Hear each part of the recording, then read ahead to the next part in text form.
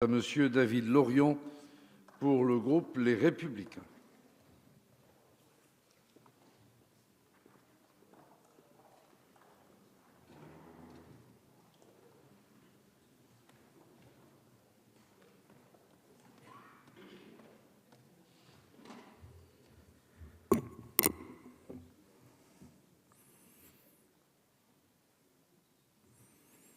Merci.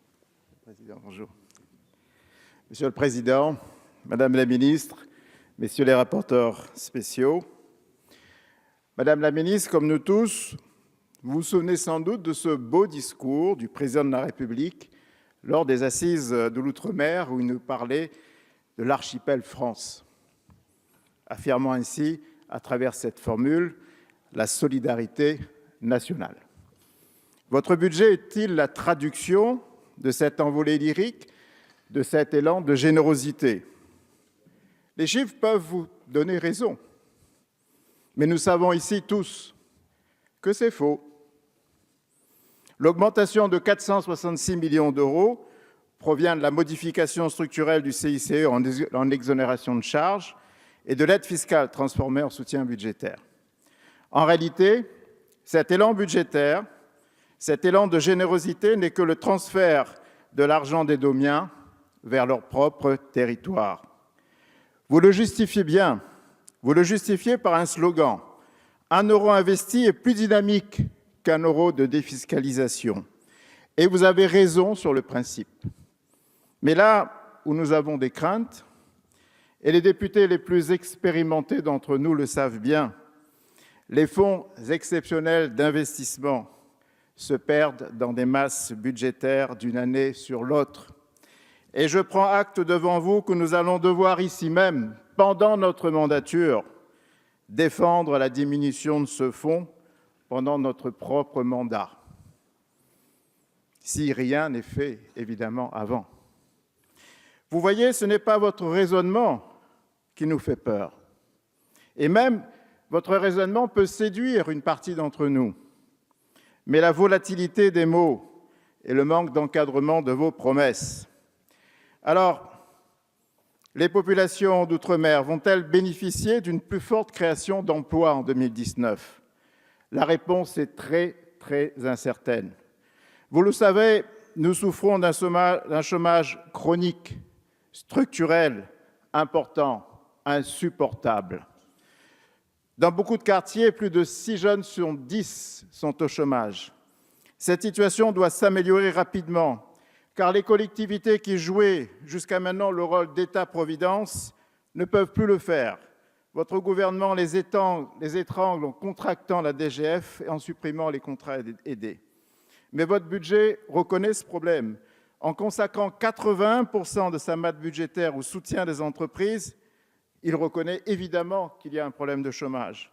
Mais est-ce que les solutions que vous apportez sont bien ciblées pour provoquer un vrai choc de compétitivité pour ces entreprises?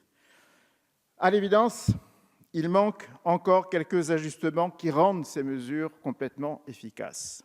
Par exemple, vous affirmiez que la réforme se fait à périmètre constant. Eh bien non. Comparativement, le passage du CICE en diminution de charges sociales, vous le savez, augmente le résultat fiscal et diminue les bénéfices des entreprises et donc freine la création d'emplois. Ensuite, les deux dispositifs que vous avez imaginés, le premier dit de compétitivité jusqu'à 1,3 SMIC et le second dit de compétitivité renforcée jusqu'à 1,4 SMIC, ne correspondent pas encore complètement à la demande des entreprises les plus exposées, car le recentrage sur les exonérations des bas salaires exclut de ce dispositif les entreprises d'agroalimentaire, d'informatique, du tourisme notamment, dont les salaires médians sont justement légèrement au-dessus de vos calculs théoriques. Alors, tout cela s'est construit un peu dans l'urgence des réformes, sans qu'il y ait de réelles études d'impact, ou du moins pas assez poussées. Vous les testez directement avec les entreprises, vous réintégrez certaines de ces filières, évidemment, par amendement. Tout cela est un peu bricolé. Le cri d'alerte, par exemple, des chefs d'entreprise dans l'informatique était strident lors de votre passage, notamment à La Réunion récemment, et ils ont été particulièrement déçus de l'écart qu'il y avait entre la parole présidentielle, qui les comparait au Singapour de l'océan Indien, et l'absence de mesures spécifiques pour leur filière. C'est un peu contradictoire. Alors, Madame la Ministre, je sais que les paramètres vont encore bouger et je sais que vous travaillez pour ça. Je reconnais volontiers votre capacité d'écoute et de travail. D'ailleurs, plus avec le monde économique qu'avec les élus, ce que je trouve parfois un peu dommage. Certaines mesures de financement de l'économie vont dans le bon sens, mais il manque encore quelques-unes, et on l'a rappelé, le préfinancement des entreprises quand elles ne peuvent pas bénéficier tout de suite, évidemment, des exonérations fiscales. Le second programme, qui porte sur les conditions de vie outre-mer, ce second programme dans lequel, évidemment, vous rétablissez l'APL. Alors, je manque de temps pour vous le dire, mais il faudra que vous nous reprécisiez bien exactement les dossiers qui vont être pris en compte. Est-ce que ce sont bien les dossiers qui ne sont pas encore financés par du financement public 2007? Est-ce que ce sont bien ceux-là qui vont être financés, évidemment, dans le traitement 2019? Et est-ce que des conditions, évidemment, meilleures vont être apportées pour le logement social?